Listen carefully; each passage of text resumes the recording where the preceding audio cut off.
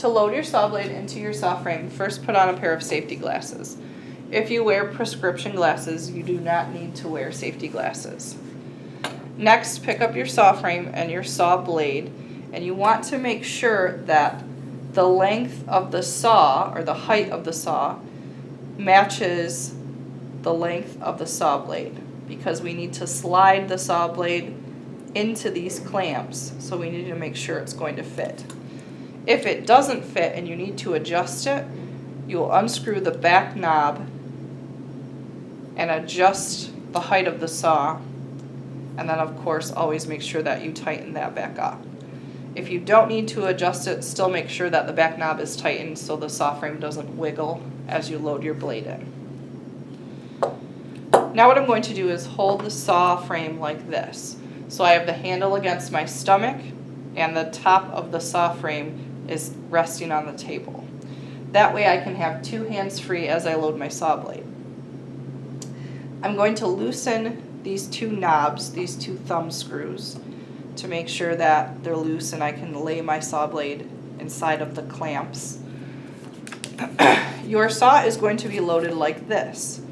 So if I were to hold my saw upright, the teeth are pointed out and down away from the saw.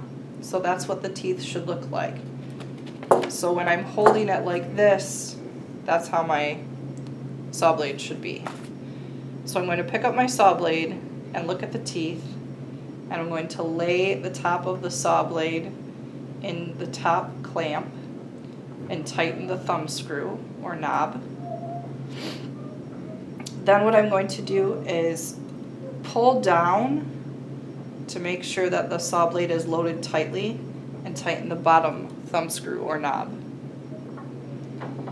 Your saw blade should be really, really tight in your saw frame, almost like a guitar string. So if I flick the back of the saw blade, not the front because the teeth are on the front, you should hear a high-pitched noise to know that it's very tight.